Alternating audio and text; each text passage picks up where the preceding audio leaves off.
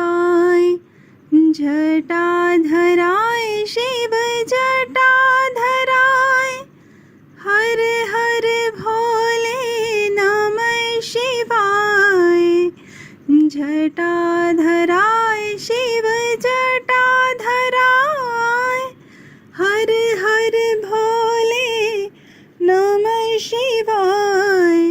ओम नमः शिवाय, ओम नमः शिवाय, हर हर भोले नमः शिवाय। सोमेश्वराय शिव सोमेश्वराय, हर हर भोले नमः शिवाय।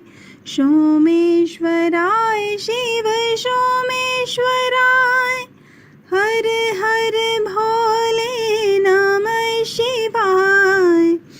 ओम नमः शिवाय, ओम नमः शिवाय, हर हर भोले नमः शिवाय। विश्वेश्वराय श्रीम विश्वेश्वराय, हर हर भोले नमः शिवाय। विश्वेश्वराय शिव विश्वेश्वराय, हर हर भोले नमः शिवाय। ओम नमः शिवाय, ओम नमः शिवाय। जय गोपी जन वल्लभ, जय गिरिवरधारी, जय राधा माधव,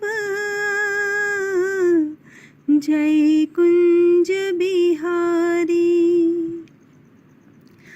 यशोदानंदन व्रज जन रंजन, यशोदानंदन व्रज जन रंजन, यशोदानंदन व्रज जन रंजन, यशोदानंदन व्रज जन रंजन। जमुना तीर वनचारी, जमुना तीर वनचारी, जय राधा माधव, जय कुंज विहारी। जय गोपी जन वल्लभ, जय गोपी जन वल्लभ, जय गिरिवरधारी, जय राधा माधव, जय कुंज बिहारी। हरे कृष्णा कृष्णा कृष्णा हरे हरे, हरे रामा राम रामा हरे हरे। हरे कृष्णा कृष्णा कृष्णा हरे हरे, हरे रामा राम रामा हरे हरे। हरे कृष्णा कृष्णा कृष्णा हरे हरे, हरे रामा राम रामा हरे हरे। गणेशं मधुरं गमनं मधुरं, मधुराधिपतेरखिलं मधुरं, वचनं मधुरं चरितं मधुरं, वसनं मधुरं वलितं मधुरं, चलितं मधुरं भ्रमितं मधुरं, मधुरा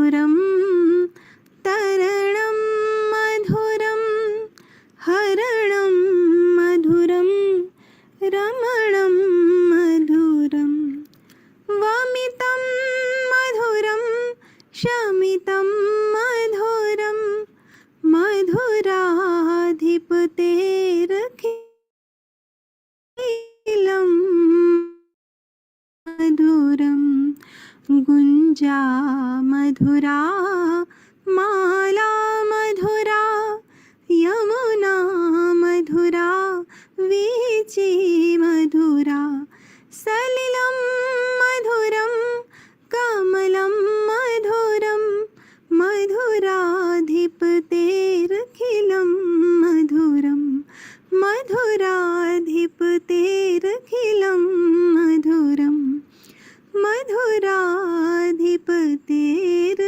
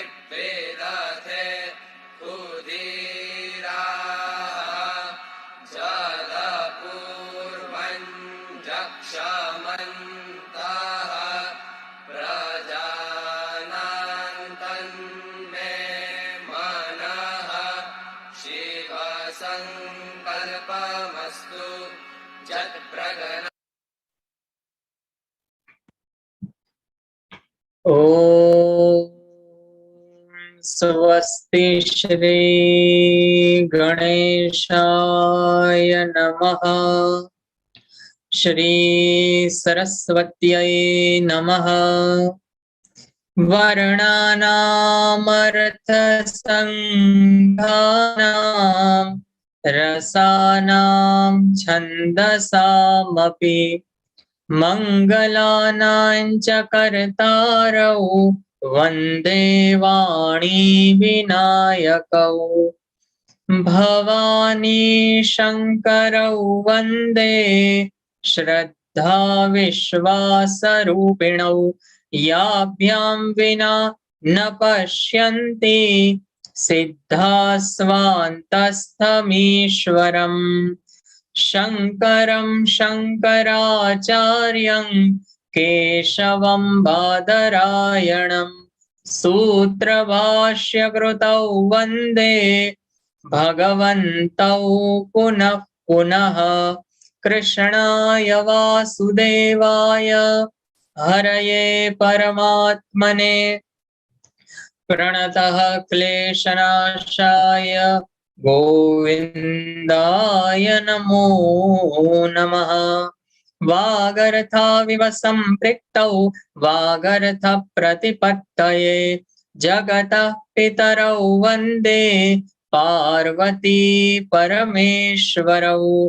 पार्वती परमेश्वरौ। ओम नमः पार्वती पतये हर हर महादेव हर। काशिकापुराधिनाथ काल भैरवं भजे। ओम नमो भगवते महापुरुषाय महानुभावाय महाविभूति पतये सकल सात्वत परिवृढ निकर कर कुबलोपलालित चरणार विंद युगलः परमं परमेष्ठि नमस्ते। माँ त्रिपुर सुंदरी राजराजेश्वरी के श्री चरणों में सदैन्य दंडवत प्रणाम करते हैं। और आप सभी भाई बहन, आप सबका हृदय से स्वागत। आप सबको जय श्री कृष्ण, जय माता जी, हर हर महादेव। सनातन धर्म में 5 आचार्यों में जो शंकराचार्य है, उन्होंने भगवान शंकर का बहुत कठिन तप किया। भगवान शंकर प्रसन्न हुए शंकराचार्य जी के ऊपर, कहा आपको क्या चाहिए। भगवान शंकराचार्य ने कहा कि हे भगवान जी, पृथ्वी श्रीहीन हो गई है। यहाँ पर सब लोग दरिद्रता से युक्त हो चुके हैं, कोई संपत्तिवान नहीं नजर आता, सब लोग पीड़ित है, दुखी है। उसके लिए आप कोई मार्ग प्रशस्त करे। तब भगवान शिव जी ने भगवान आदि जगत गुरु शंकराचार्य को श्री यंत्र के बारे में जानकारी प्रदान करी और कहा कि आप श्री यंत्र की पूजा करें। और सभी मठों में आप सभी जानते हैं कि शंकराचार्य जी के जो मठ होते हैं, उसमें माँ त्रिपुरा सुंदरी राजराजेश्वरी माँ भगवती का सानिध्य रहता है और उनकी पूजा वहां पर होती है। तो ये भगवान शंकर की देन है, जिन्होंने यह श्री यंत्र के बारे में हम सबको, यह श्री यंत्र की पूजा का मार्ग हम सबको प्रशस्त किया, जिनके कारण माँ महालक्ष्मी जी अत्यंत प्रसन्न हो जाती है।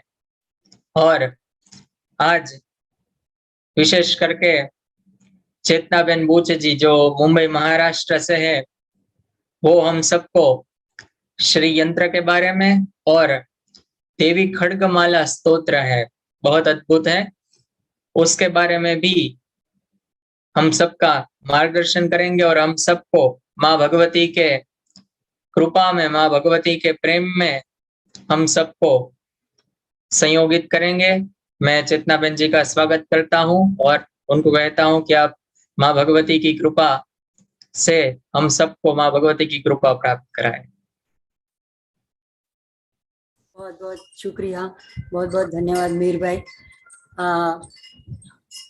ओम श्री गणेशाय नमः, श्री सरस्वत्यै नमः।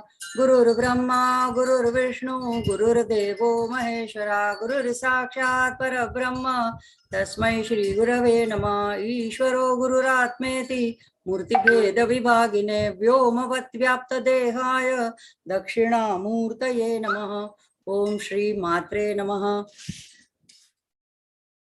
प्रातर्वदामि ललिते तव पुण्यनाम, कामेश्वरीति कमलेति महेश्वरीति, श्रीशाम्भवीति जगताञ्जगनी जननी परेति, वाग्देवी देवतेति वचसा त्रिपुरेश्वरीति। अभी जो मीर भाई ने उल्लेख किया वही आदिश जगत गुरु शंकराचार्य, इन्होंने ललिता देवी के ये परम उपासक थे। इन्होंने ये रोज के बोलने के लिए सिर्फ छोटे से 5 श्लोक वाला ललिता पंचकम एक स्तोत्र लिखा है, उसको भी स्तोत्र रत्न कहते हैं, ललिता पंचरत्न स्तोत्रम, उसमें का यह एक 5वां श्लोक है। तो इसमें इतना उत्तम भाव है कि शंकराचार्य की जी कहते हैं, हे माता श्री ललिता माँ, मैं प्रातः काल में आपके पुण्य कारक नामों का उच्चार कर रहा हूँ। प्रातः वदामि ललिते, और क्या क्या नाम मैं ले रहा हूँ, तो आप सकल कामनाओं की पूर्ण करने वाली हो, इसलिए आपको कामेश्वरी नाम से पुकारता हूँ। आप कामेश्वरी हो, आप त्रैलोक्य की मूर्तिमंत लक्ष्मी हो। जैसे अभी उन्होंने बताया कि लक्ष्मी हीन हो गई थी, श्रीहीन हो गई थी पृथ्वी, तो वो माँ के अनुग्रह से प्राप्त होती है, इसलिए मूर्तिमंत लक्ष्मी हो, इसलिए आपको कमला कहते हैं। और मानवीय जीवन को जब धन लक्ष्मी वैभव ऐश्वर्य मिल जाता है तो उसका जीवन आनंदमय हो जाता है। तो ऐसे पूर्ण आनंद प्रदान करने वाली हो, इसलिए भी आपका नाम कमला है। और श्री शाम्भवीति, तो आप त्रैलोक्य की सर्वश्रेष्ठ अधीश्वरी हो, और इसलिए आप माहेश्वरी भी हो। और श्री शाम्भवीति संपूर्ण विश्व का शम ये अक्षर का मतलब है सुख कल्याण, शम करोति, तो ऐसे कल्याण आपके द्वारा हो रहा है, इसलिए आपको शाम्भवी कहते हैं। और जगताम जननी, तो सर्व जगत की आप जननी हो, इसलिए आपको पराम्बा, परा या पराम्बा कहते हैं। और ऐसे ही आप भूत मात्र की वाणी में वाग देवता के रूप में स्थित हो, आप प्रत्यक्ष सरस्वती हो, इसलिए आपको वाग देवता कहते हैं। तो स्थूल, सूक्ष्म और कारण, यह तीनों लोगों की, ये तीनों पुरों की, तीनों देवों की आप अधिष्ठात्री देवता हो, और इसलिए आपको त्रिपुरेश्वरी भी कहा जाता है। ऐसी वंदना करते हुए आज हम आगे बढ़ेंगे। आज मुझे अपने सदगुरु की बहुत याद आ रही है। आज उनका जन्मदिन है और हम उसको मयूर छठ कहते हैं। राजकोट में माई मंदिर में वहीं उनकी समाधि है, वहां पर भी माँ राजराजेश्वरी बाला त्रिपुर सुंदरी का यंत्र स्थापित है, और वहां पर भी उन्हीं की पूजा अर्चा भजन पिछले 75 सालों से अविरत चल रहे हैं। और हमारा आज का विषय श्री यंत्र परिचय एवं देवी खड़गमाला स्तोत्र रत्न। तो सभी बड़ों को वंदन, सभी साधक मित्रों को जय माता दी, हर हर महादेव, जय श्री कृष्ण। तो पहले श्री यंत्र के बारे में सामान्य परिचय करेंगे। सामान्य इसलिए कि श्री यंत्र को जानना, समझना, उसकी उपासना करना तो एक जन्म भी कम पड़ेगा, पर हम इसे तंत्र की दृष्टि से नहीं देखेंगे। हम, हमारी माँ का ये स्वरूप है, माँ परमेश्वरी श्री ललिता महात्रिपुर सुंदरी राज राजेश्वरी के रूप में इसको जानने का प्रयत्न करेंगे। श्री यंत्र यानी माँ का निवास स्थान, और माँ अगर निवास स्थान में है और हम अगर बाहर हैं तो हमको उनको बुलाना भी तो चाहिए, आवाज देनी चाहिए। तो अगर हमको पूजा अर्चा नहीं आती है तो हम स्तोत्र से ही उसको बुला लेंगे। तो इस श्री यंत्र के बारे में हम, इसका बहुत सुंदर स्तोत्र है, खड़गमाला देवी, श्री देवी खड़गमाला स्तोत्र रत्नम, उसके बारे में देखेंगे। तो पहले श्री यंत्र के बारे में देखते हैं। श्री यंत्र ये 2 शब्दों से बना है, श्री और यंत्र। श्री का अर्थ हमने पिछली बार भी देखा था, ऐश्वर्य, वैभव, लक्ष्मी, संपत्ति, समृद्धि, यश, कीर्ति, धन, बुद्धि, श्रेष्ठता। अब ये बहुत बड़ा व्यापक शब्द है, व्यापक अर्थ है इसका। तो ये इसमें हमारे जीवन के लिए जो जो जरूरी हो सारा श्री कहा जाता है, वो सारा इस श्री में समाहित है। और यंत्र का मतलब है उसको पाने का एक मशीन, टेक्निक। तो उसको पाने के लिए का जो यंत्र है उसको कहते हैं श्री यंत्र। हम बहुत बेसिक बात जानेंगे। देखिए मैं कोई विद्वान तो हूं नहीं, जितना ज्ञान मुझे करुणामय स्वामी से मिला है तो वो मैं आपके साथ बांटना चाहूंगी, इसलिए कि मुझे माँ से बहुत लगाव है। मैं माँ को बहुत प्रेम करती हूँ। मैं चाहती हूँ कि आप लोग भी माँ के प्रेम में डूब जाएं। माँ से डरने की कोई बात नहीं है। हम बच्चों की तरह माँ की पूजा कर सकते हैं, अगर हमारी गलती भी हो जाती है तो माँ माफ कर देती है, ऐसी उदार हृदय है। तो श्री विद्या में श्री यंत्र का प्रयोग किया जाता है। अब श्री विद्या यानी श्री को पाने की विद्या, तो इसकी जो विद्या है, इसका जो टेक्निक है उसको श्री विद्या कहते हैं। माँ को भी श्री विद्या कहते हैं। तो श्री विद्या की साधना सामान्यतः 3 प्रकार से की जाती है। एक तो नाम रूप से, जैसे कि हम स्तोत्र रूप से माँ को पुकारते हैं, तो इसमें हम लोगों ने 2 स्तोत्र देखे हैं, ललिता सहस्त्र नाम और श्री सूक्त, तीसरा आज देखेंगे। तो ये नाम रूपात्मक साधना है, मतलब नाम से हम माँ की साधना करते हैं।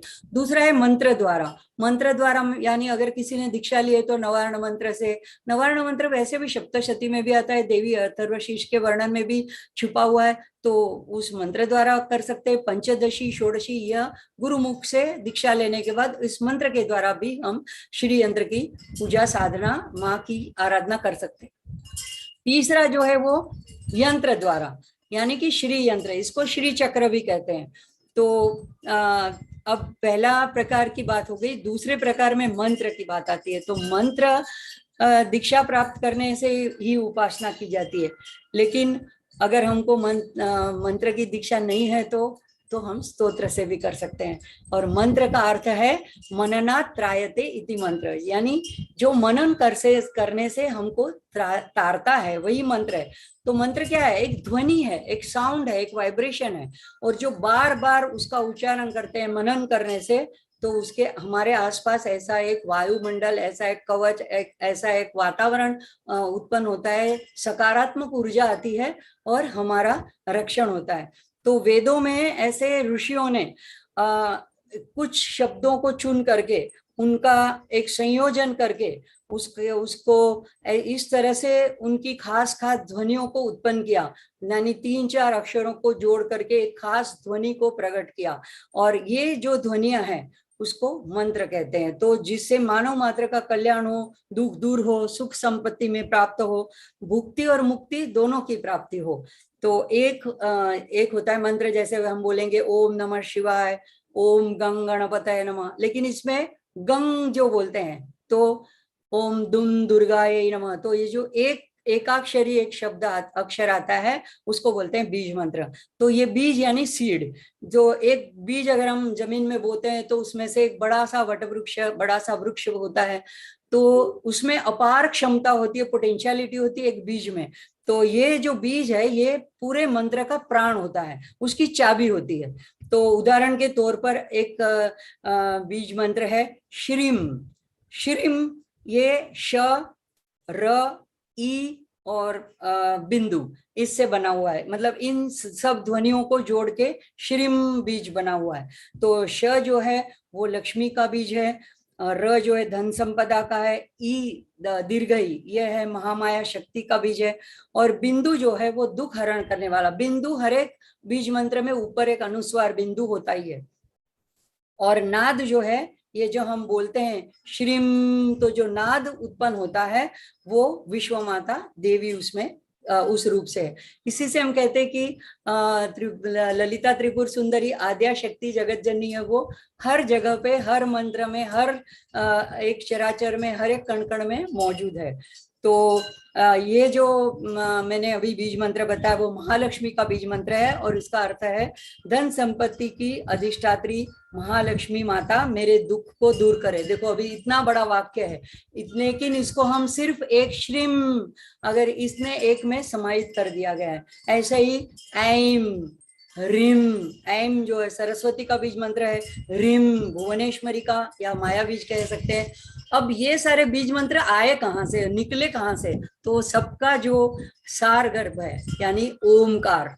ओमकार ये सब बीजों का मूलभूत स्रोत है, और समस्त मंत्रों का भी सार वही है। गीता में भी भगवान ने उसको अपनी विभूति बताया है। तो जो इसको तेजो बीज भी कहते हैं, ब्रह्म बीज भी कहते हैं, और इसमें सारे बीज इसी में से निकले हुए, सारे बीज।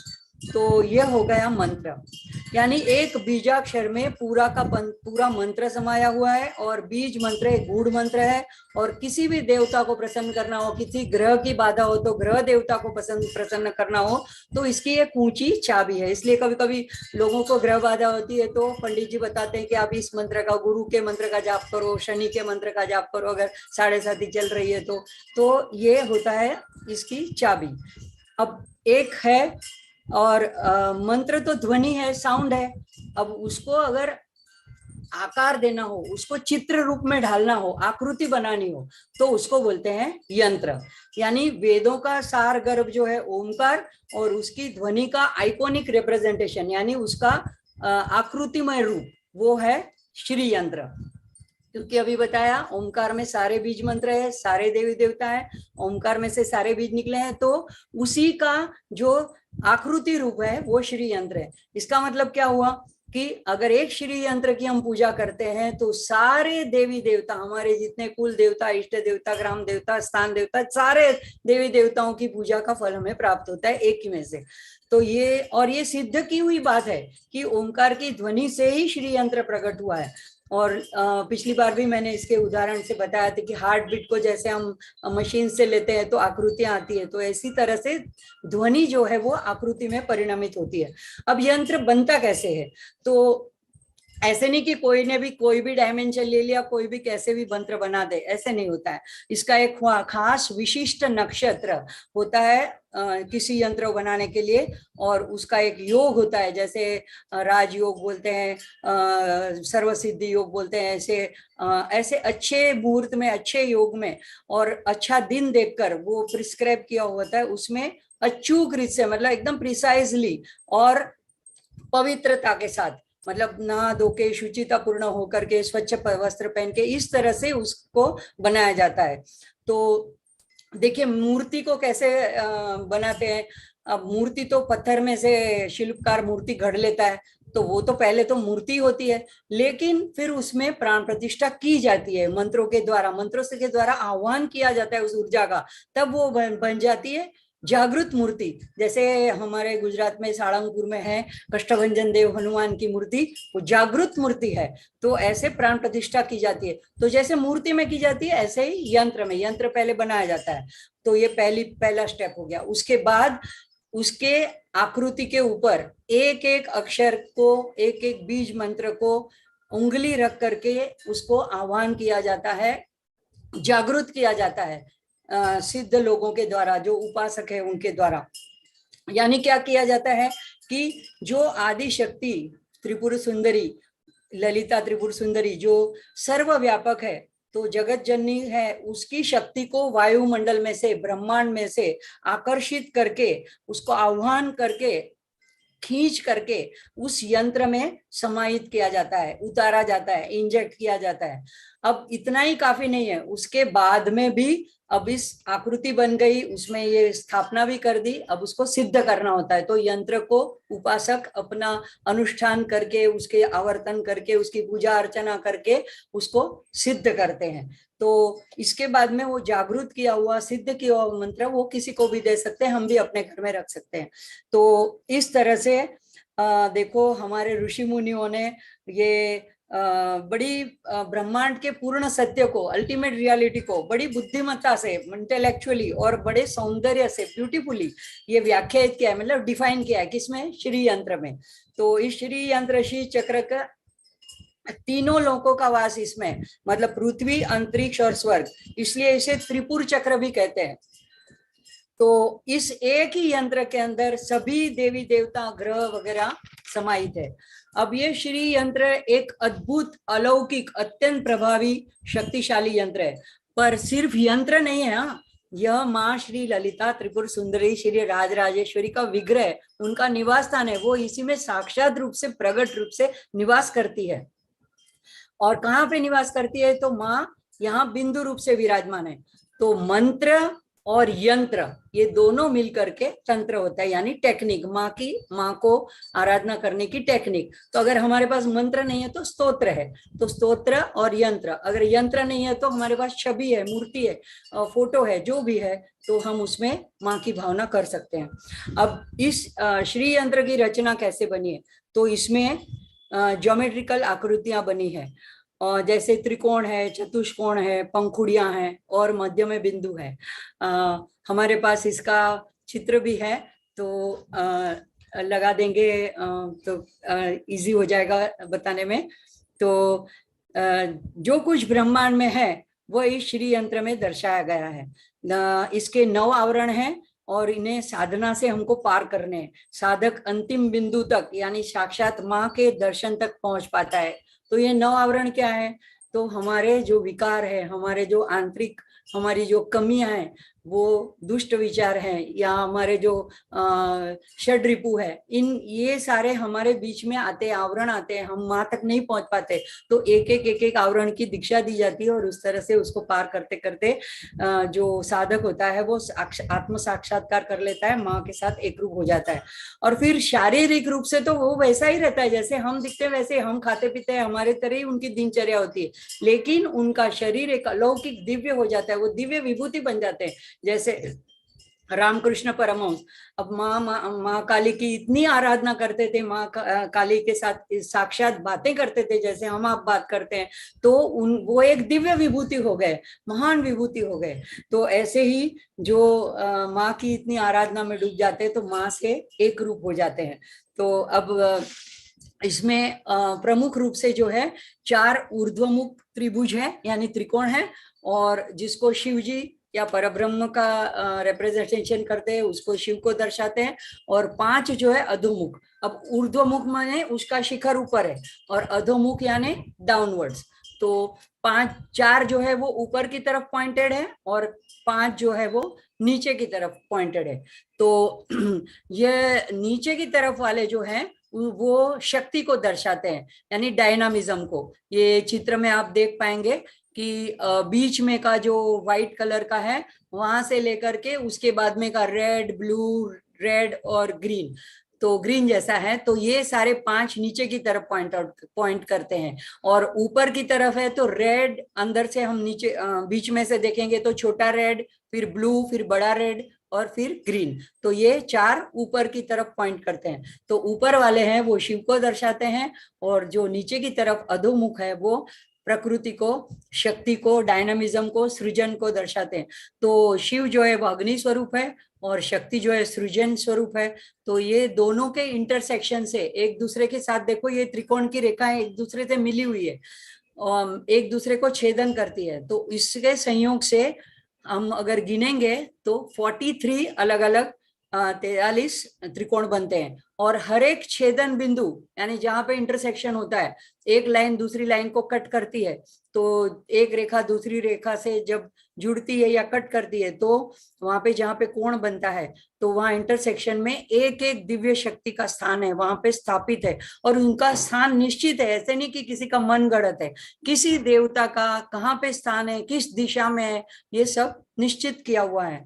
अब इसमें माँ श्री ललिता महात्रिपुर सुंदरी राजराजेश्वरी ये कहाँ रहती है, तो उनका स्थान कहाँ है, तो उनका स्थान सबसे अंदर, जो व्हाइट त्रिकोण, सफेद त्रिकोण दिख रहा है उल्टा, उसके अंदर जो लाल बिंदु है, मध्य बिंदु, तो यहाँ पे ये बिंदु रूप में है। ललिता सहस्त्रनाम में इसका पूरा वर्णन आता है, और आद्य गुरु शंकराचार्य ने भी सौंदर्य लहरी में 100 श्लोक लिख करके माँ का, ललिता त्रिपुर सुंदरी का वर्णन किया है, सारे श्लोकों में वर्णन किया है। तो उसमें ऐसे वर्णन आता है कि सुधा सिंधु, ये एक नाम भी है वहां पे ललिता सहस्त्रनाम में।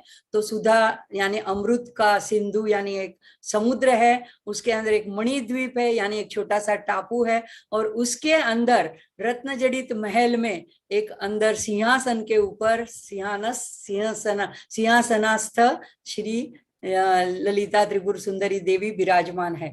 तो ये वहां माता शिव के साथ ऐक्य पाकर के सामरस्य रूप में है। तो यहाँ पे उनका जो सबसे पहला जो अंदर बिंदु है, वहां पे उनका निर्गुण निराकार स्वरूप है। वहां के बाद, उसके बाद जब देवी को सृष्टि करने की इच्छा उत्पन्न होती है, क्योंकि वो इच्छा शक्ति, क्रिया शक्ति, ज्ञान शक्ति, सभी शक्तियां उसमें उनमें निहित है। वही महालक्ष्मी, महासरस्वती और महाकाली है। तो वो जब इच्छा करती है तब वहां से फिर वो सृजन की शुरुआत होती है। तो ये बड़ा गहन विषय है, लेकिन हम सिर्फ सामान्य बात जानेंगे। तो जहाँ पे जो कुछ ब्रह्मांड में है वही हमारे पिंड में, हमारे शरीर में, हम भी ब्रह्मांड की एक छोटी सी प्रतिकृति है, और जो समष्टि में है यानी विश्व में है वही व्यष्टि में, इंडिविजुअल में है। तो यहाँ पे मनुष्य शरीर भी माँ का एक वरदान है, और यह भी श्री यंत्र है। तो ये यंत्र चलाने वाली यंत्री जो है वो माँ है, वो पराशक्ति है। और हमें जो ऊर्जा शक्ति स्रोत रूप चक्र हैं, हमें भी 7 मुख्य है, लेकिन वैसे 9 चक्र हैं। तो उसमें सहस्त्रार में शिव शक्ति का ऐक्य रूप से पराम्बा का वास वहां पे। और ये हमारे अंदर की शक्तियां जो है अभी सुप्त है, यानी अभी जागृत नहीं है, एक्टिवेट नहीं है। अभी तक हमारा जो काम चलता है, जितनी शक्ति से हम काम करते हैं, खाने पीने का, भोग, ऐश्वर्य, तो हमारे नीचे के जो 2 केंद्र है, मूलाधार, स्वादिष्ठान, वहीं पे हमारी शक्ति उसी लेवल तक रहती है। अगर हम आराधना करें, माँ के साथ जुड़ने की कोशिश करें, हम सत्व को बढ़ाएं, तो हमारा धीरे धीरे शक्ति का ऊर्ध्व ऊपर की तरफ हमारा जाना होता है। तो और हमारे स्वभाव में भी फर्क, परिवर्तन आने लगता है।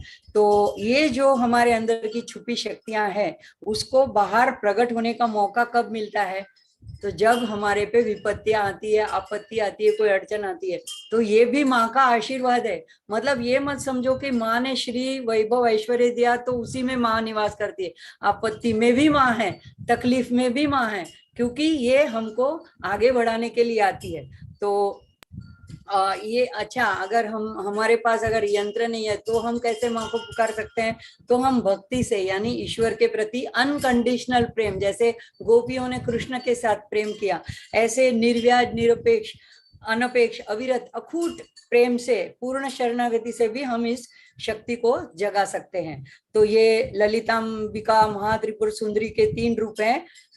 3 रूप में उनकी आराधना होती है। 8 वर्ष की बालिका के रूप में बाला त्रिपुर सुंदरी बोली जाती है, 16 वर्ष की युवती के रूप में षोडशी बोली जाती है, और युवा अवस्था में ललिता त्रिपुर सुंदरी। तो ये तीनों रूप से भी उनकी आराधना की जाती है।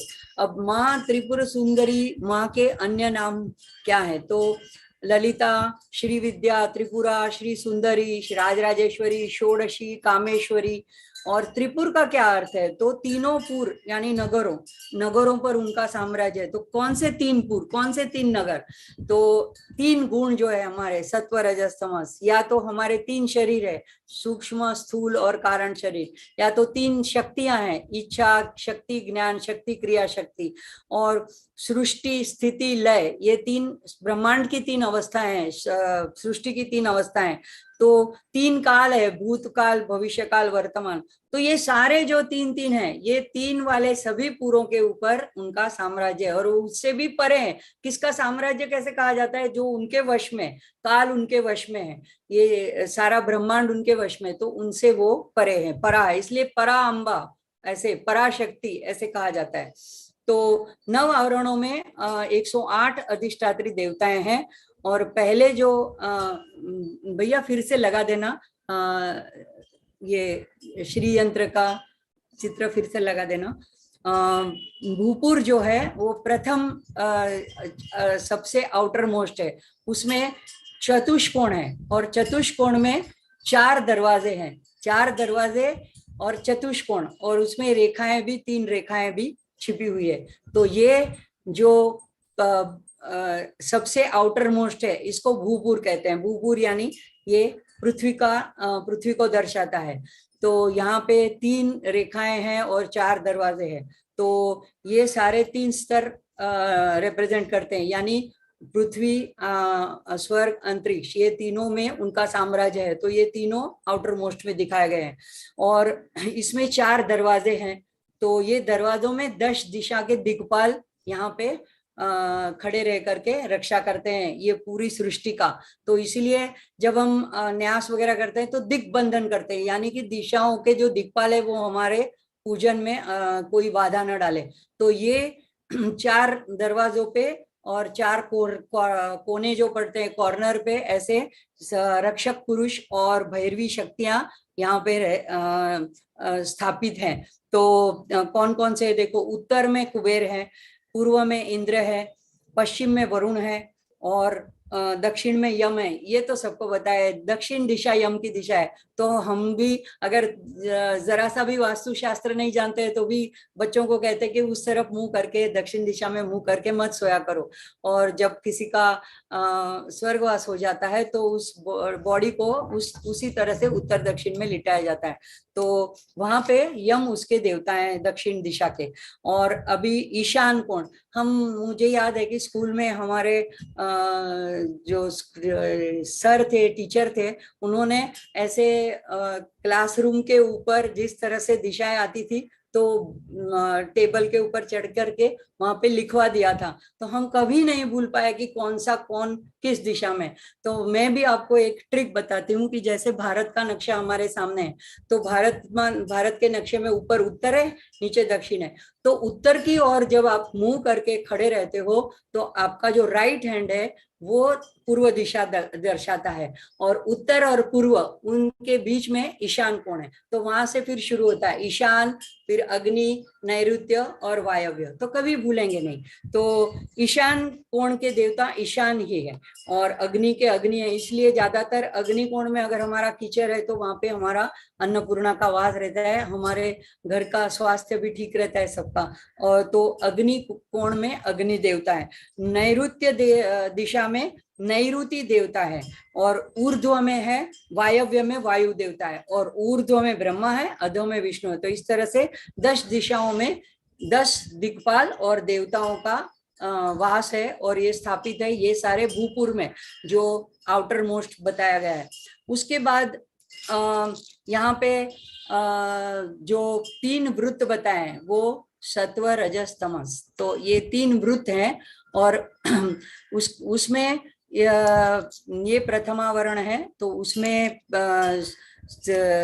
प्रथमावरण में 32 देवताओं का वास है। इसको त्रैलोक्य मोहन चक्र बोलते हैं। चक्र के वर्तुल के रूप में, तो यहाँ से चक्र शुरू होते हैं। 9 आवरण बोलते हैं, 9 चक्र बोलते हैं, श्री चक्र बोलते हैं। तो यहाँ से पहला जो है वो ये 3 एक साथ में है, ये पहला आवरण है, ये पहला चक्र है।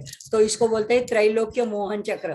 अब ये इसके भी बहुत खूबी है। देखो हम लोग ज्यादातर क्या होता है, हमारी प्रकृति से हम बने पंचमहाभूत से, और उसमें सत्व, रजस, तम यही 3 से बने हुए हैं। तो ज्यादातर हम पूरे जीवन में सत्व, रजस, तम के चक्कर में ही घूमते रहते हैं। कभी एक बढ़ता है, कभी दूसरा बढ़ता है, तो इसी में गुणातीत नहीं बनते हैं। तो जब हम गुणातीत बनते हैं तो हम ये चक्र को पार करके आगे जाते हैं। तो ये त्रैलोक्य मोहन, ये प्रकृति इतनी मोहक है कि सबको आकर्षित करती रहती है, अपने मोह में बांधे रखती है। इसलिए जन्म मरण के फेरे में, चक्र में बार बार जीवात्मा को आना पड़ता है। और इसको तो यहाँ पे त्रैलोक्य मोहन चक्र में 32 अलग अलग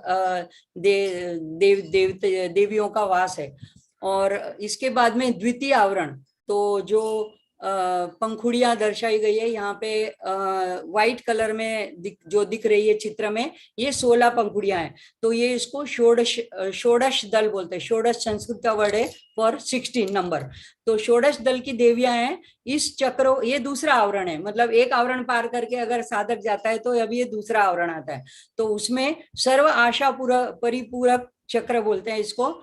इसमें हमारे मन, बुद्धि, चित्त, अहंकार ऐसी वृत्तियां और हमारी पंच तन मात्राएं, रूप, रस, गंध, स्पर्श, ये सारी जो हमारी वृत्तियां हैं ये इस चक्र में रहती है। तो वहां से अगर आते हैं तो आगे ये वाले हर्डल आता है। तो तृतीय आवरण है और यहाँ पे इसकी 16 देवियां हैं। षोडश दल की 16 देवियां का अलग अलग नाम है। तृतीय आवरण जो उसके अंदर का वृत्त आप देखेंगे, वर्तुल देखेंगे, उसमें थोड़ा सा गुलाबी जैसा कलर दिख रहा है। वहां पे अष्टदल है, यानी 8 पंखुड़ियों वाला सर्कल है। तो ये जो अष्टदल है वो अष्टदल की देवियां, ये तीसरा आवरण है। पहला 3 वृत्त, फिर भूपुर, फिर दूसरा ये षोडश दल, और अब ये तीसरा अष्टदल। तो यहाँ पे इसका नाम है सर्व संक्षोभन चक्र। तो जब संक्षोभन एकदम स्तब्ध, इसके बारे में हम आगे डिटेल में जानेंगे। अब हम सिर्फ इसकी रचना देख रहे हैं।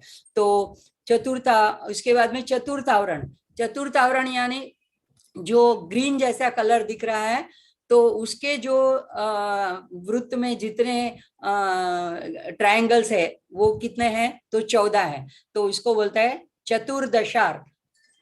ये आप गिनोगे तो बराबर, एक नीचे से गिनने के शुरू करेंगे तो पूरा वृत्त खत्म होने तक 14 त्रिकोण है।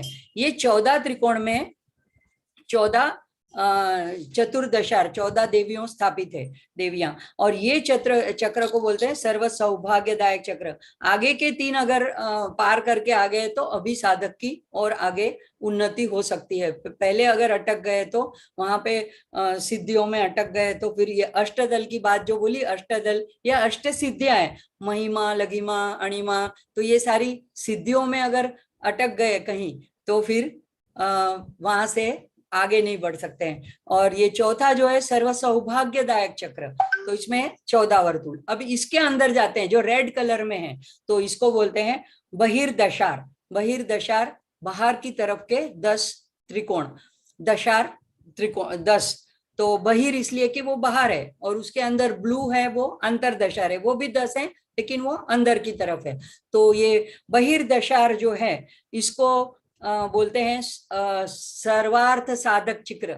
सर्वार्थ साधक चक्र मतलब अगर आपको यहाँ पे माँ का श्लोक आएगा, शिवे सर्वार्थ साधिके, तो यहाँ पे शिवा जो है वो सर्व अर्थ को साधक करने वाली, धर्म, अर्थ, काम, मोक्ष, ये हमारे प्रमुख 4 अर्थ हैं।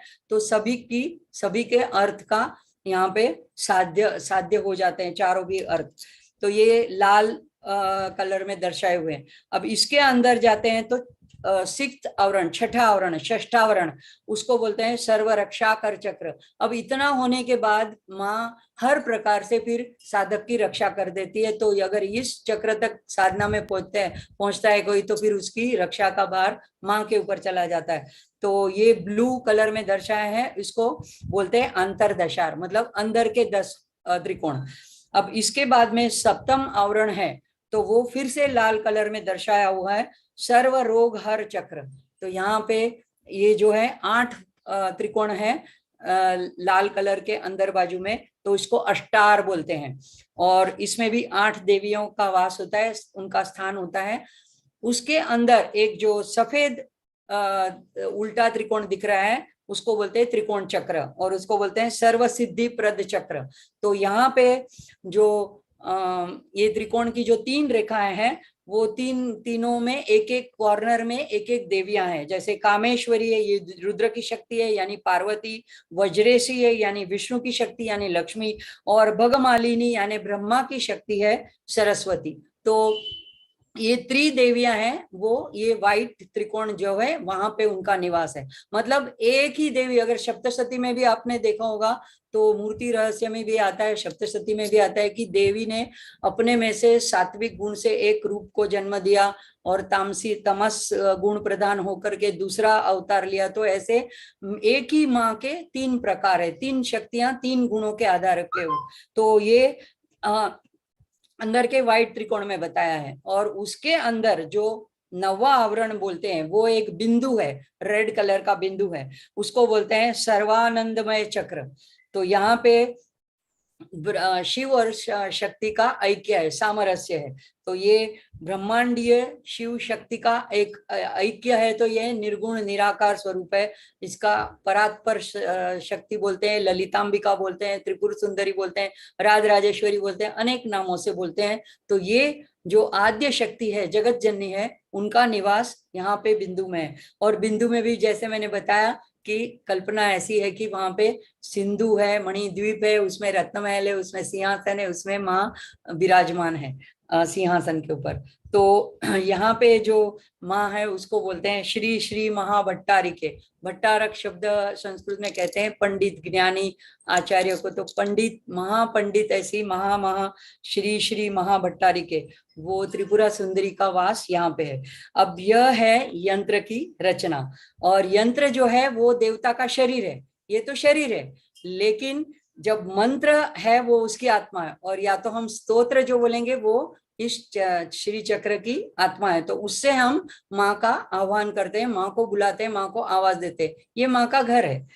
तो मानव शरीर का भी ऐसा ही है। मानव शरीर में भी मूलाधार, स्वादिष्ठान, मणिपुर, और मणिपुर अनाहत के बीच में एक सूर्य नाम का भी एक चक्र है, और अनाहत और विशुद्धि के बीच में एक वज्रधारा है, और बाद में आज्ञा चक्र जो 2 भुवों के बीच में, और सहस्त्रार जो ऊपर शीर्ष पे है। तो ये 9 द्वारे पूरे देह, ऐसे गीता में भी कहा है। तो ये 9 पुर हमारे अंदर भी बसते हैं, 9 आवरण, 9 चक्र। अब इसके बाद हम अभी चलेंगे, ये थोड़ी मैंने सामान्य आपको बात कही, क्योंकि अगर हम श्री यंत्र की पूजा करने जा रहे हैं स्तोत्र के द्वारा, तो क्या है श्री यंत्र, उसमें क्यों ऐसी ऐसी आकृतियां बनी है, वो क्या रिप्रेजेंट करती है, ये सिर्फ मैंने सामान्य बात आपको बताई। अब हम चलते हैं खड़गमाला स्तोत्र की ओर। तो खड़गमाला स्तोत्र जो है जगत जननी राज राजेश्वरी ललिता त्रिपुर सुंदरी की आराधना का एक स्तोत्र है। और संपूर्ण भारत में, जैसे मीरभाई ने भी बताया कि शंकराचार्य जी ने 4 मठों की स्थापना की है, तो वहां पे यही ललिता देवी का ही पूजा अर्चा होती है। जैसे गुजरात में द्वारका में है, और उत्तराखंड में जोशी मठ में शारदा पीठ है, कर्नाटक में श्रृंगेरी मठ है, और उड़ीसा पुरी में है। तो चारों दिशाओं में 4 मठ की स्थापना उन्होंने करी है। और ऐसे ही भारतवर्ष में 51 शक्तिपीठ भी है, तो वे भी स्वयंभू है।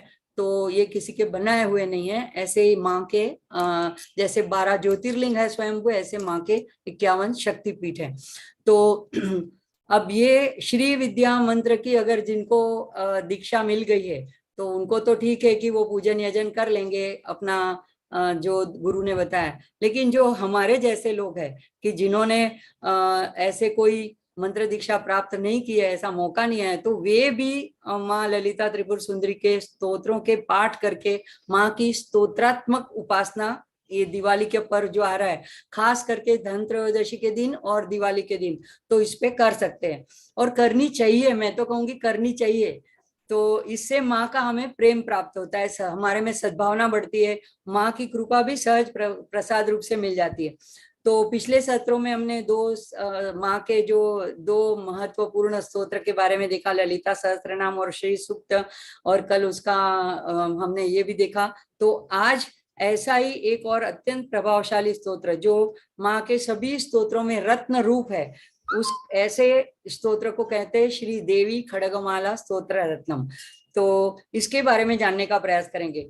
अब ये स्तोत्र है बहुत छोटा और फिर भी इसे स्तोत्र रत्न कहते हैं, ये नाम दिया है। इसमें क्या है, तो इसमें जो हमने आगे यंत्र देखा, उस यंत्र में हर एक आवरण में जितने पंखुड़ियां हैं, जितने त्रिकोण है, उसमें जितनी देवियां हैं, उन देवियों के सिर्फ नाम है।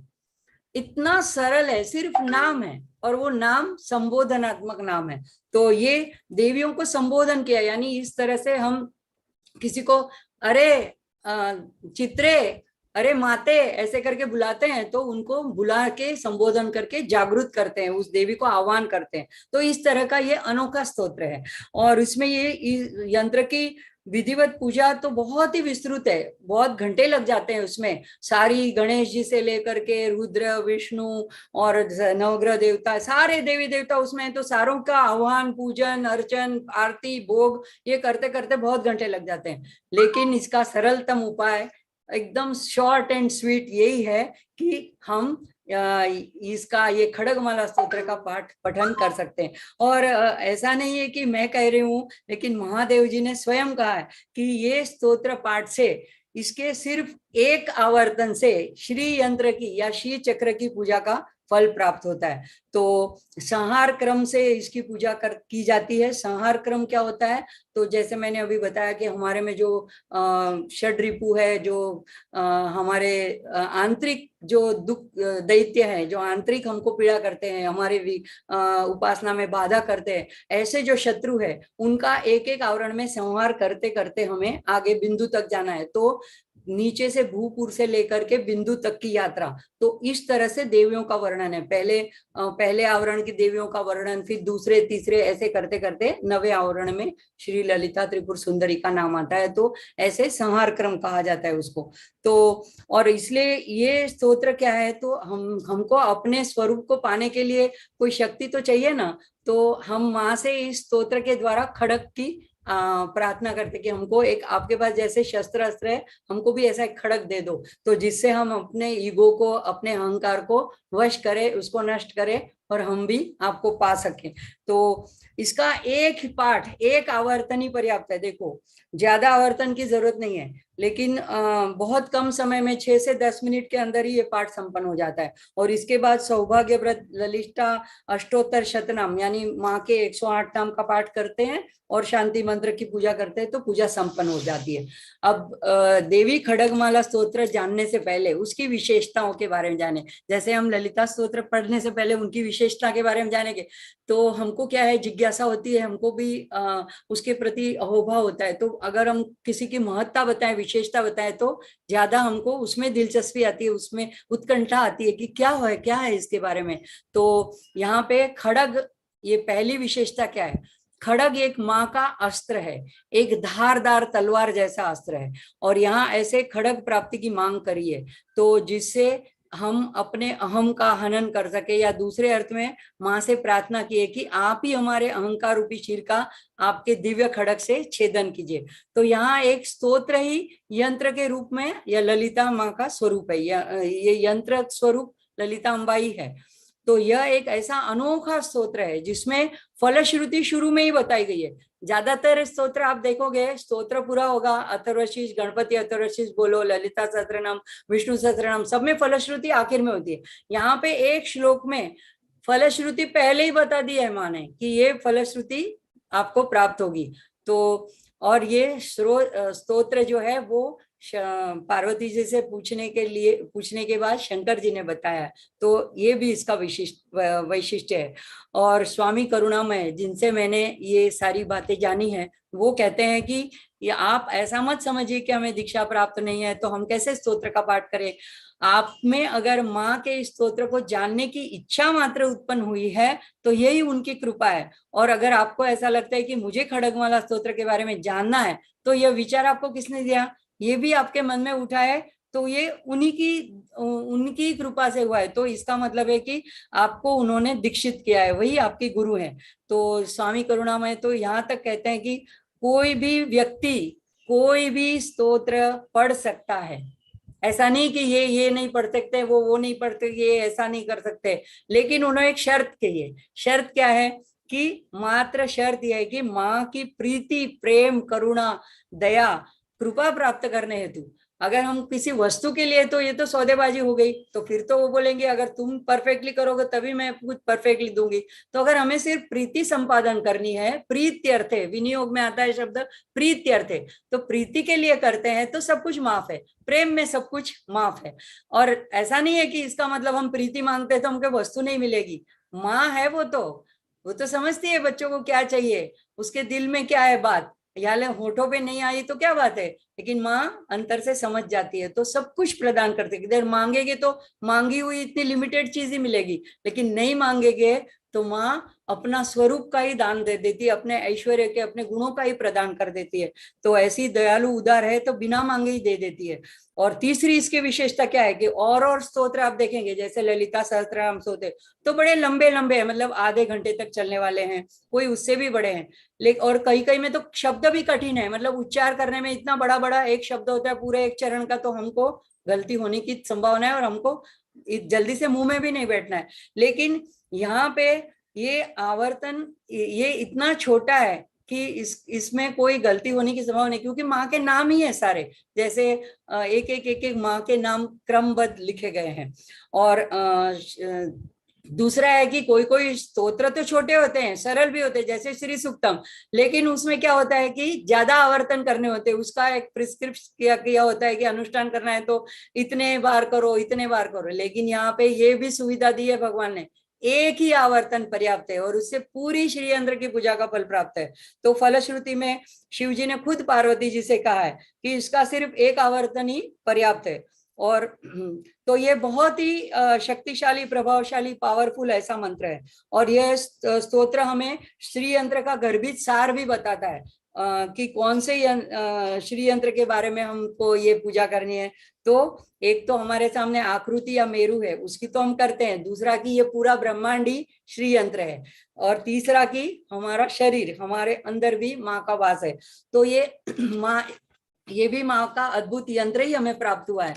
तो यह और एक विशेषता क्या है कि ये एक खड़क कोई धातु का बना नहीं, ये मंत्र रूप है, बीजाक्षर रूप खड़क है। इसका पठन करने मात्र से ये मंत्र स्तोत्र रत्न हमें बाहर से श्री चक्र से जोड़ देता है, अंदर से अपने आप से अपनी माँ से जोड़ देता है। और ये क्या करता है, तो हमारा अहंकार ईगो दूर करेगा। और हमें अपने को जो हम कभी कभी कहते हैं हम तो सत्संग स्वाध्याय करते हैं, हमें कोई अहंकार नहीं है, हमें कोई अभिमान नहीं है, लेकिन ईगो किसको कहते हैं? तो स्वामी करुणामय कहते हैं कि हम जो अपने को सीमित मानते हैं, देह मानते हैं, देह बुद्धि, देह आसक्ति है, वही हमारा अहंकार है। हम देह है नहीं, हम उनके अंश है। तो ये हमारी जो भ्रमणा है वही हमारा ईगो है। तो हमको कहते हैं मैंने ये किया, मैं नहीं रहती तो ये हो नहीं पाता। तो ये जो हमारा ईगो है ये खड़गमाला से नष्ट हो जाता है, इसके पठन मात्र से। तो पहले तो हमें पता तो चले कि हमारे में ईगो है, तो पहले हमको माँ इसकी पहचान कराती है, हमको जानने में आता है कि हाँ हमारा ईगो है। और उसके बाद ये खड़ग की प्राप्ति होने के बाद उसके द्वारा ये माँ हमारा ईगो दूर कर देती है। और वही साधक उपासक फिर 18 दीपों का सम्राट होगा, ऐसा इसके शुरू के मंत्र में ही फलश्रुति में ही बता दिया है।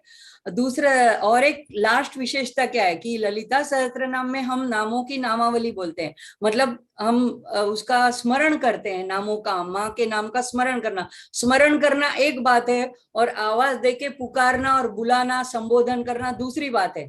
तो ये दोनों में फर्क है। तो यहाँ पे क्या है, प्रथमा विभक्ति है, मतलब हम चित्रे भगमालिने, ऐसे वशी ने, तो ऐसे करके बुलाते हैं माँ को, एक एक नाम से उसको संबोधन करते हैं, तो इससे वो जागृत हो जाती है। तो अब इतनी बात मैंने विशेषता की बताई, तो आपको जरूर लगता होगा कि अब खड़गमाला स्तोत्र क्या है। तो ये खड़गमाला स्तोत्र रत्न जो है, ये इसकी शुरुआत ये कहाँ से हुई या कहाँ पे ये आया हुआ है, तो उमा महेश्वर यानी शंकर पार्वती के संवाद से ये स्तोत्र की शुरुआत होती है, और वामकेश्वर तंत्र में आए। इसमें पार्वती जी बोलती हैं, पूछती हैं भगवान से, श्री पार्वती उवाच भगवन देव देवेश सर्वज्ञ करुणानिधे शुद्ध शक्ति महामंत्र ब्रूहि में सकलेष्टदम। यानी आप हे प्रभु, आप हे देव देवेश, देवों के देव भगवान, आप महादेव हो, आप सर्वज्ञाता हो, साथ ही करुणा के सागर हो, तो आप कृपा करके सर्व इष्ट मनोवांछित देने वाला शुद्ध शक्ति महामंत्र ये मांगती है माँ, शुद्ध शक्ति महामंत्र कहिए। अब इसका अर्थ ये नहीं कि माँ नहीं जानती है, ये सारे संवाद हमारे कल्याण के लिए। माँ ऐसे एक एक जिज्ञासा करके पूछती है और एक एक ऐसे स्तोत्र हमें प्राप्त होते हैं। कुंजी का स्तोत्र भी ऐसे ही प्राप्त हुआ, ऐसे दुर्गा सप्तशती स्तोत्र भी ऐसे ही प्राप्त हुआ, तो सप्तशती दुर्गा सॉरी। तो भगवान क्या कहते हैं, ईश्वर उवाच, श्री ईश्वर उवाच शृणु देवी प्रवक्ष्यामि यन्मा त्वं परिपृच्छसि यस्य स्मरण मात्रेण चक्र पूजा फलम लभेत। तो भगवान कहते हैं कि हे देवी, जो आपने मुझे पूछा है वो मैं आपको बताता हूं कि इसके स्मरण मात्र से चक्र पूजा का फल मिल जाता है।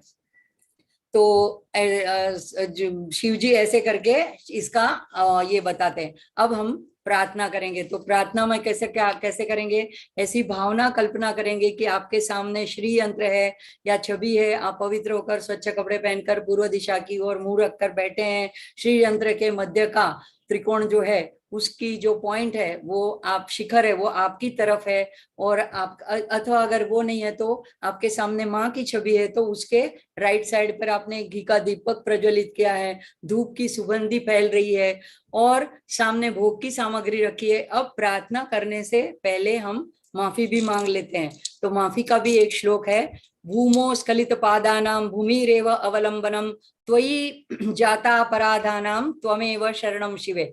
यानी हे माता शिवे, जो भूमि पर फिसल के गिर जाता है तो उन्हें फिर भूमि ही आधार देती है। अगर हम समझो फिसल पड़े तो हमको खड़ा होने के लिए अगर आसपास में कोई नहीं है तो हम हाथ से टेक करके भूमि का ही आधार लेकर खड़े हो जाते हैं। तो ऐसे इस उदाहरण से कहते हैं कि आपकी आराधना में अगर हे माँ कुछ भूल हम कर बैठते हैं तो आप एक में वह हमारा अवलंबन है, आधार है, शरणदाता है।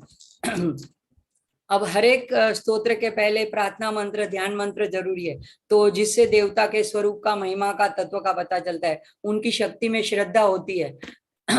तो यहाँ पे ये जो पहला श्लोक दिखता है, ये माँ के स्वरूप का और महिमा का और तत्व का हमको परिचय कराता है। तो इसका राग जैसे वंदे देव उमापतिम वैसा ही है, रिंकारान सगर्भितानलशिकां सौक्लिंकलां बिभ्रतीं सौवर्णांबरधारिणीं वरसुधा धौतान्त्रिनेत्रोज्ज्वलां वन्दे पुस्तकपाशमङ्कुशधरां स्रग्भूषितामुज्ज्वलां त्वां गौरीं त्रिपुरां परात्परकलां श्रीचक्र संचारिणीं। अब इसका अर्थ बहुत ही सुंदर है, तो हम देखेंगे कि ये क्या ये ध्यान प्रार्थना मंत्र हम क्यों करते हैं कि हम ऐसे हमारे बिखरे हुए विचारों को एकत्रित करके माँ के स्वरूप को हमारे आंख के सामने ला करके हम माँ से जुड़ने का प्रयास करते हैं, तो इससे कि ये हमारी आश्रयदाता है। तो अब हम माँ से नाता जोड़ने के लिए पहला ही अक्षर जो दिया हुआ है, हर एक ध्यान मंत्र में एक कोई ऐसा होता है कि जो उसका तत्व दर्शाता है, तो ज्यादा करके पहला ही अक्षर ऐसा होता है। जैसे विष्णु सहस्त्रनाम में शांताकारं भुजगशयनम, तो भगवान की मूर्ति कैसी है, शांत है, तो हमको शांति प्रदान करती है, शांति का ज्ञान देती है। यहाँ पे पहला अक्षर है रिंकार, रिंकार ये माँ का बीज है। तो रिंकार रूपी आसन पर माँ बैठी हुई, रिंकार आसन, रिंकार के आसन ऊपर माँ विराजमान है।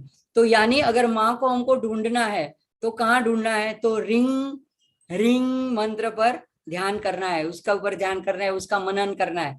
तो ये मंत्र, ये एक बीजाक्षर मंत्र है। ये कैसे बना है, तो इसमें ह र ई बड़ी और बिंदु और नाद, इस तरह से ये मंत्र बनता है। तो ह जो है वो शिव का रिप्रेजेंटेशन करता है, र जो है वो तेज बीज अग्नि बीज है, ई महामाया का जब पहले जैसे बताया, और बिंदु है दुख हरण करने वाला, और नाद है वो विश्व माता है। तो यहाँ पे शिव और शक्ति दोनों के सम्मिश्रण है, दोनों के सम्मिश्रण से ये रिंकार। तो हम देवी अथर्व शीर्ष में भी ये इसकी बात आती है, वहां पे तोड़ तोड़ के शब्दों को ये मंत्र बताया गया है, और यहाँ पे सीधी तरह से बताया। तो ये माँ का आसन है, और भुवनेश्वरी का बीज मंत्र है। तो भुवनेश्वरी यानी ब्रह्मांड की जननी पराम्बा। और यहाँ पे दूसरा शब्द आता है अनल शिखाम, अनल शिखा, अनल यानी अग्नि, तो वहां पे से अनल की शिखा, अग्नि की शिखा वहां पे से प्रज्वलित हो रही है। तो माँ चिदग्नि कुंड संभूता है, तो रिंकार आसन है, लेकिन वो नाद में से एक ध्वनि में से जैसे एक अग्नि की शिखा प्रज्वलित होकर के ऊपर की ओर ऊर्ध्व की ओर जा रही है। तो अग्नि काय का प्रतीक है, अग्नि ज्ञान का प्रतीक, जैसे गीता में बोला ज्ञान अग्नि भस्मसात कुरुते, तो अग्नि जो है वो ज्ञान का प्रतीक है। तो हमको माँ को ढूंढना कहाँ है, तो रिंकार में ढूंढना है। माँ से मांगना क्या है, तो ज्ञान मांगना है, क्योंकि उनके पास ज्ञान है। तो ये भी पता चलना चाहिए कि अगर माँ सामने प्रत्यक्ष आके खड़ी हो जाए तो मांगना क्या है, इसमें वहां पे फिर गड़बड़ करके तुच्छ चीजें ना मांग ले। तो इसीलिए ये ध्यान के मंत्र हमको ये सब गर्भित अर्थ बताते हैं। तो यहाँ पे उसके बाद में आता है सौ, ये सौ शब्द है वो सौभाग्य का बीज है, और क्लिंग जो है वो कामना इच्छा शक्ति का बीज है। ये मंत्र अभी रहने दीजिए। तो इसमें माँ के रिंग, ये ज्ञान लक्ष्मी है इससे, और इच्छा शक्ति का भी यहाँ पे प्रतीक है। तो ये जो हम खड़गमाला स्तोत्र करेंगे तो ये दोनों वहां पे हमको मिल सकता है, ज्ञान भी मिल सकता है, हमारी इच्छा भी पूर्ण हो सकती है। और इसी शरीर में हम माँ से अगर ज्ञान पा ले तो देवत्व को प्राप्त कर लेते हैं। तो ये सुवर्ण, अभी उसके बाद भैया वो श्लोक लगा दीजिए वापस से। तो ये जो कलाम बीभ्रतिम यानी उन्होंने बीज मंत्रों की माला गले में धारण करी है। तो हमारे योग के हिसाब में भी जितने चक्र है उसके आसपास हमारे वर्णमाला के जितने अक्षर है वो सारे अक्षर कंठ से लेकर वहां पे क ख ग घ ऐसे सारे स्थापित किए हुए हैं। तो यहाँ पे कलाम बीभ्रतिम, फिर सौवर्णांबर धारिणी, सुवर्ण ये जो है वो श्रेष्ठता का भी प्रतीक है, और सुवर्ण ये प्रलोभन का भी प्रतीक है। सुवर्ण की चमक दमक में आ गए तो हम माँ के तक पहुंच नहीं पाएंगे। तो ये क्या बताता है, प्रतीक क्या बताता है कि माँ ने सुवर्ण अंबर यानी वस्त्र धारण किए। ये तो सामान्य अर्थ है, लेकिन ये सोना जो है ये हमको इसकी चमक दमक में, उसमें माया में अटक जाना नहीं है। और अंबर यानी माँ और हमारे बीच में जो एक वेल बोलते हैं, एक पर्दा है, जो माया का पर्दा है। तो ये अंबर वो एक पर्दा है, वैसे पर्दा को धारण करके वो बैठी है। अगर हम इसको पार कर लेते हैं, मगर अगर हम विषयों के प्रलोभनों में से बाहर उभर के आते हैं और अगर हम इसके पार चले जाते हैं तो फिर क्या देती है माँ, वरसुधा यानी अमृत का वरदान देती है। और कैसा देती है अमृत, तो धौताम यानी पूरा सराबोर, वो खुद ऐसे अमृत से भीगी हुई है और हमको भी ऐसे अमृत से नहला करके सराबोर करा देती हैं। और त्रिनयनाम, तो त्रिनयनाम यानी माँ जो है वो आगे जैसे बताया कि सूर्य चंद्र और अग्नि ये भी तीन नेत्र हैं जैसे शिव जी के हैं, लेकिन साथ में भूत भविष्य और वर्तमान ये भी माँ के तीन नेत्र हैं। तो हम जो साधक माँ के सामने खड़े रहते हैं तो हमारा भूत क्या है, हमारा भविष्य क्या है, माँ के सामने पूरा उसका आ जाता है चित्र। तो उज्ज्वलम, और माँ एकदम उज्ज्वल है। तो उसके बाद में है वंदे पुस्तक पाशम अंकुश धराम, तो माँ का स्वरूप कैसा है, कि पुस्तक यानी पूरा ज्ञान का प्रतीक, मतलब पूरे वेद शास्त्र पुराण जो कुछ है वो एक पुस्तक से दर्शाए। तो ये सारे उनके हाथ में, मतलब वो ज्ञान शक्ति है। और पाशम अंकुश, पाश और अंकुश इसलिए है कि ये पाश जो है वो राग का प्रतीक है। मतलब हमको अपने कुटुंबी जनों में, उनके घर के लोगों में हम पाश से बंधे, ये तो एक बात। लेकिन ये पाश अगर ज्यादा बढ़ जाए, हम ज्यादा आसक्ति में पड़ जाए, तो माँ अपना पाश फेंक करके, खींच करके अपनी तरफ खींच लेती है। और अंकुश अगर फिर भी अगर हम ना माने, तो अंकुश से यानी डिसिप्लिन से हमको ठीक करती है। तो ये माँ के जो अस्त्र शस्त्र है, इनका भी सूचितार्थ है। और स्त्रगभूषिताम यानी गले में उनके माला है। उज्ज्वलाम, ये बहुत उज्ज्वलम, ऐसे एकदम सुंदर स्वरूपिणी है। त्वाम गौरीम, गौरीम गौरी बोलते हैं जिसको कि वो रक्षण करती है, ज्ञान देती है, आनंद देती है, ऐसे स्वरूप को गौरी बोलते हैं। तो और जिनका वर्ण भी ऐसा उज्जवल है, तो ऐसी गौरीम। त्रिपुराम, त्रिपुराम आगे शब्द आ गया, तीनों अलग अलग पुरों के ऊपर साम्राज्य करने वाली। परात पर कलाम, परात पर कलाम किसको बोलते हैं? जैसे अभी हमने देखा कि सारे बीज मंत्र ओम में से आते हैं। ओम ये सबसे पहले ध्वनि में से प्रकट हुआ, वो ध्वनि निशब्द यानी मौन में से प्रकट हुआ। तो मौन से भी आगे जो है वो परात पर कला है। तो वहां पे माँ को ये संबोधन की आप कला से भी आगे, कला ये समय का एक माप भी है, तो उससे भी आप परे हो, तो आप परात पर कला हो। और सबसे महत्वपूर्ण क्या है? श्री चक्र संचारिणीम, यानी आप जो है ये श्री चक्र के अंदर संचार करते हो। संचार करते हो मतलब आप वहां पे हो, आप उसमें प्राण शक्ति रूप से, ज्ञान शक्ति, इच्छा शक्ति रूप से आप इस श्री यंत्र में संचार करने वाली संचारिणी शक्ति हो। और तो अब ये सहस्त्र सूर्यों के तेजों से बनी श्री विद्या श्री ललिता त्रिपुर सुंदरी है। इनकी किरणें इतनी करोड़ों करोड़ों किरणें हैं, और यही उनकी अनगिनत शक्तियां हैं, तो हम उसका पार नहीं पा सकते हैं। अभी इसका विनियोग, अभी जो स्तोत्र तक हम तो पहुंचे ही नहीं है। अब इसके पहले तो हमने प्रार्थना करी, अब ये जो उसका है विनियोग। कोई भी स्तोत्र पढ़ने से पहले ये सारी बातें उस स्तोत्र के पहले आते हैं, हम जानते हैं। तो अस्य श्री शुद्ध शक्ति माला महामंत्रस्य, तो इसको महामंत्र बोला गया है। शुद्ध शक्ति माला, ये पार्वती जी ने इस नाम से वो स्तोत्र मांगा था। और उपस्थेन्द्रियादि दिष्ठाई वरुणादित्य ऋषि ही, तो इनके ऋषि कौन है?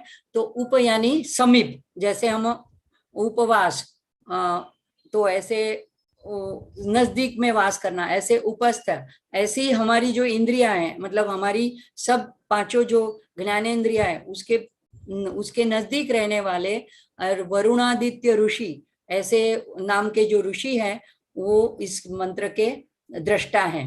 और इसका छंद है तो गायत्री छंद है। और सात्विक ककार भट्टारक पीठ स्थित, अब ये सात्विक, राजसिक, तामसिक, ऐसे 3 प्रकार भी इसमें है, लेकिन हम जो यहाँ पे शुद्ध शक्ति माला मंत्र कर रहे हैं, तो ये सात्विक है, इसलिए उसको सात्विक कहा गया है। और ककार भट्टारक, ककार इसलिए कहा गया है कि पंचदशी के 15 अक्षर हैं, वो मंत्र गुरु से ही मिलते हैं। तो उसमें 15 अक्षर होते हैं, क ए ई ल रिम हस क हल रिम सकल रिम, ऐसे होता है, लेकिन वो मंत्र दीक्षा से ही लिया जाता है। तो उसमें क जो है वो 3 बार आता है, पहले चरण में, दूसरे चरण में, तीसरे चरण में, तो इसलिए ककार, ऐसे ककार यानी क आदि, ऐसे भट्टारक पीठ स्थित, भट्टारक यानी सबसे ऊपर का जो पीठ है, जो केंद्र बिंदु है, वहां पे स्थित, वहां पे रहने वाली कामेश्वरांक निलया, वहां पे कामेश्वर यानी शिव जी के साथ उसके अंक में बैठी हुई, उनके अंक में, उसके गोद में बैठी हुई महाकामेश्वरी, उनका नाम महाकामेश्वरी है। कामेश्वर है तो कामेश्वरी, भैरव है तो भैरवी, तो शिव है तो शिवा, ऐसे श्री ललिता भट्टारिका देवता, तो देवता है वो ललिता देवी। मतलब ये स्तोत्र हम किन के लिए पढ़ रहे हैं? ललिता देवी के लिए पढ़ रहे हैं। और उसका बीज जो है वो तो है ऐम बीज, क्लीम शक्ति ही, सौ सौ, ऐसे म करना नहीं है, सौ कीलकम मम अब ये कीलक यानी सौभाग्यदायक, सौभाग्यदायक ये बीज मंत्र है। मम खड्ग सिद्ध्यर्थे, हम किसके लिए करते हैं, तो हमको खड़ग की सिद्धि प्राप्त करनी है, मतलब हमको खड़ग प्राप्त करना है। और दूसरा जो है सर्वाभीष्ट सिद्ध्यर्थे, सर्व अभीष्ट, अभीष्ट यानी हमारी जो मनोवांछना है, तो उसकी सिद्धि के अर्थ में जपे विनियोग। देखो कभी कभी हम प्रीति के लिए करते हैं, लेकिन यहाँ पे हम खड़ग क्यों मांग रहे हैं, हमको माँ के पास जाना है, हमको ईगो का हनन करना है, इसलिए हम खड़ग की प्राप्ति चाहते हैं। तो उसके लिए जपे विनियोग, उसके लिए हम ये जप कर रहे हैं। मूल मंत्रेण षडन्यासम कुर्यात्, तो इसके बाद में मूल मंत्र से षड न्यास करना है। तो ये हम मुझे लगता है कि कल देखेंगे। ध्यान का श्लोक आज देख लेते हैं, इसका आगे ले लीजिए ध्यान। हाँ, इसमें जो पहला श्लोक है वो इसकी फलश्रुति है। तादृशं खडमाप्नोति येन हस्तस्थितेन वै अष्टादश महाद्वीप सम्रांगो भोक्ता भविष्यति। तो यहाँ पे देखो ये बहुत अनोखी बात है कि पहले फलश्रुति दे दी है कि तादृशम मतलब एकदम तुरंत ही सामने के सामने, खड़गम आपनोति, खड़ग आपनोति दे देती है माँ, ये न हस्त स्थित है न, जिसको हस्त में हाथ में धारण करके जो जिस व्यक्ति को ये खड़ग की प्राप्ति हो गई। अष्टादश महाद्वीप, अब ये बाहरी रूप से ऐसे लगता है कि पृथ्वी के ऊपर 18 द्वीपों का साम्राज्य उसे मिल जाएगा। उसका भविष्यति मतलब भोक्ता, भविष्यति मतलब अनंत काल तक वो भोगता रहेगा। लेकिन इनर मीनिंग ये है कि हमारे अंदर जो 5 ज्ञानेंद्रिया है, 5 कर्मेंद्रिया और 5 अष्टपाश बोलते हैं, तो ये पाश, ये 18, 5, 5 और 8, ये 18 जो महाद्वीप हमारे अंदर ही है, उसके ऊपर हमारा साम्राज्य हो जाए, यानी उसको हम ओवरकम कर लें। अब श्री लज्जा ये सारे उसमें आते हैं अष्टपास। तो ये एक प्रकार की अच्छी शर्म हमारे में होनी चाहिए कि हमें गलत कार्य नहीं करना चाहिए, लेकिन फिर वो एक हमारा पाश नहीं हो जाना चाहिए कि हम उसके पाश में बंध जाएं, आसक्ति में बन जाए। तो सारे ऐसे अष्टपाश आसक्ति के पाश में से हमको छुड़ा करके हम सम्राट बना देती है, अगर ये खड़गमाला स्तोत्र का एक बार भी पठन कर लेते हैं तो। अभी ये ध्यान का मंत्र है। आरक्ताभां त्रिनेत्रां अरुणिं वसनां रत्नताटंकरम्यां हस्ताम्भोजै सपाशांकुश मदनधनु सायकैर्विस्फुरन्तीं आपीनोत्तुङ्गवक्षो रुहकलशलुट्ठत्तारहारोज्ज्वलाङ्गी ध्यायेदम्बोरुहस्थाम् अरुणिं वसनम। अभी ऊपर वसनम है तो यहाँ पे प्रिंटिंग विषय वदनम, एक बार वसनम तो दूसरी बार वदनम आएगा। वदनामीश्वरी मीश्वराणाम, तो इसका भी अर्थ देखते हैं। आरक्ता, आरक्तम, आरक्त और आभा संधि है, तो आरक्ताभाम, तो माँ की आभा कैसे, माँ का औरा कैसा है, तो एकदम रेड कलर का है आरक्त। अब रेड कलर ये भी है कि ये क्रांति का सूचक है, ये त्याग का सूचक है। देखिए जो सन्यासी होते हैं वो भगवे कलर को धारण करते हैं, तो ये उनको याद दिला देता है कि हमको त्याग करना है, हमने सब कुछ छोड़ दिया है। तो माँ का ये अरुण रंग है या आरक्त रंग है, ये भी हमको यही सिखाता है कि हमको सेक्रीफाइस करना है, त्याग करना है। ऐसी उनकी आभा है। और उनका त्रिनेत्राम, त्रिनेत्राम यानी उनकी 3 आंखें हैं, तो वो हमारा भूत भविष्य वर्तमान सब जानने वाली है। और अरुणिम रक्त, अरुणिम वसनाम, अरुणिम यानी वही रेड कलर के, उनके लाल कलर के उनके वसनाम वस्त्र उन्होंने धारण किए हैं। तो रत्न ताटंक रम्याम, ताटंक जो बोलते हैं तो कुंडल जैसे लटकने वाले होते हैं, ऐसे कानों में उन्होंने इयररिंग्स या ऐसे कुंडल उन्होंने पहने। तो ऐसे कहा जाता है कि उनकी जो उसमें जो रत्न जड़ित होते हैं उसकी एक रश्मि से ही शक्ति प्राप्त करके मतलब शिव जी उसी से सृष्टि में संचालन करते हैं, ऐसे एक मेटाफर दिया जाता है। तो हस्ताम्बो, हस्त में क्या है उसमें, तो उनमें कमल जैसे उनके अम्बो, अम्ब यानी अम्भोज, अम्बो में से उत्पन्न, अम्बोज में से उत्पन्न यानी कमल में से, पानी में से उत्पन्न हुआ कमल। तो कमल जैसे उनके सुंदर कोमल हाथ है और उसमें उनके 4 भुजाओं में उन्होंने पाश, अंकुश, मदन धनु और सायकई ये उन्होंने धारण किए हैं। विस्फुरंतिम, तो पाश और अंकुश की बात आगे आ गई कि राग नाम का पाश है, अंकुश डिसिप्लिन के लिए, जो द्वेष भी, देश का भी प्रतीक बना माना जाता है, और मदन धनु यानी हमारा जो मन है, और उसको मदन धनु कहा गया है। जो उनके हाथों में गन्ने का ऐसा धनुष है उसको मदन धनु कहा गया है। और सायकई, तो 5 बाण है जो हमारी 5 तन मात्राओं या पंच इंद्रियों को दर्शाते हैं, तो 5 विषयों को दर्शाते हैं। तो ये सब माँ के हाथ में है, मतलब माँ के कंट्रोल में है। और हापिनो तुंग वक्षो, माँ का वृक्ष स्थल है, तो ये प्रेम से, करुणा से, कंपैशन से एकदम पूरा भरा हुआ है। तो ये ऐसे लगता है जैसे पूरा भरा हुआ कलश हो और उसमें से प्रेम का प्रवाह बह रहा हो, तो रूह कलश इसको ऐसी उपमा दी है। और हारोज्वलांगी, तो उसमें उज्जवल ऐसा हार जो है वो कलश के ऊपर ऐसे कर्व होकर के आगे लटक रहा है। और ध्यायेद अम्भोरुहस्थाम, तो ऐसे हम ध्यान कर रहे हैं किसका, तो अम्भोरुहस्था, अम्भोर मतलब जो कमल, और उसमें स्थाम मतलब उसमें बैठी हुई है, मतलब कमल के आसन पे आसीन हुई जो माँ है ऐसी। और ईश्वरीम ईश्वराणाम, जो ईश्वरी है लेकिन ईश्वरों की ईश्वरी है, मतलब सब भगवान की भी अधिष्ठात्री है, देवों की भी अधिष्ठात्री है। तो ऐसी माँ का हम ध्यान करते हैं। अब अरुणाम जो है कलर, ये एनर्जी का भी प्रतीक है, ये त्याग का भी प्रतीक है। तो ये कलर के ऊपर से भी हमको माँ के गुणों को धारण करना है, त्याग और कंपेशन यानी कि करुणा। तो माँ का ऐसा स्वरूप है, तो हमको भी माँ का अगर हम ध्यान करते हैं तो हमारे भी उन्हीं गुणों का हम आह्वान करते हैं। और नाम स्मरण से जप करते रहते हैं तो हम ऐसे ही बन जाते हैं। तो यहाँ पे ये सारे ऐसे माँ के प्रतीक को याद करके, ध्यान करके फिर आगे हमको स्तोत्र का पठन करना है। तो आज हम यहीं रुकेंगे, कल स्तोत्र और फलश्रुति के बारे में जानेंगे, पहले न्यास के बारे में जानेंगे। तो जैसे देखिए, अगर हम हायर कक्षा में हो, जैसे हम 7वीं 8वीं में पढ़ रहे हो, जब हम छोटे थे, और अगर हमारे छोटे भाई बहन है वो थोड़ी लोअर स्टैंडर्ड में पढ़ रहे हो, तो अगर उनका होमवर्क कहीं अटक रहा तो हमको जितना थोड़ा सा ज्ञान है उससे हम उनको मदद कर देते थे। इसका मतलब ये नहीं था कि हम टीचर जैसे विद्वान थे, लेकिन फिर भी हम उनको हेल्प कर देते थे।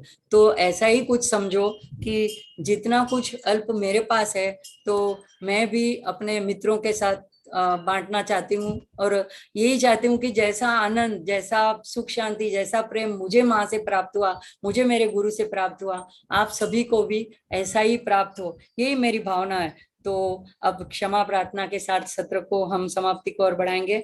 आवाहनम न जानामि तवार्चनम, पूजां चैव न जानामि क्षम्यतां परमेश्वरी, मंत्रहीनं क्रियाहीनं भक्तिहीनं सुरेश्वरी, यत्पूजितं मया देवी परिपूर्ण तदस्तु मे। अपराध सहस्राणि क्रियन्ते हर्निशमयां, दासोऽहम् इति मामत्वं क्षम्यतां परमेश्वरी। गुह्याति गुह्यगोप्त्री त्वं गृहाणात्मत्कृतं जपं, सिद्धिर्भवति मे त्वं तत्प्रसादात् सुरेश्वरी। माँ, हमारी कोई भूल चूक थई हो तो हमको माफ कर देना। तो आज का विवेचन हम माँ स्वरूप मेरे सदगुरु के चरणों में अर्पण करते हैं। श्री ललिताम्बिकार्पणमस्तु। शुभम भवतु। ओम पूर्णमद पूर्णमिदं पूर्णात् पूर्णमुदच्यते, पूर्णस्य पूर्णमादाय पूर्णमेवावशिष्यते। ओम शांति शांति शांति। हरि ओम श्री गुरुभ्यो नमः। हरि ओम। ओम नमः पार्वती पतये। हर हर महादेव।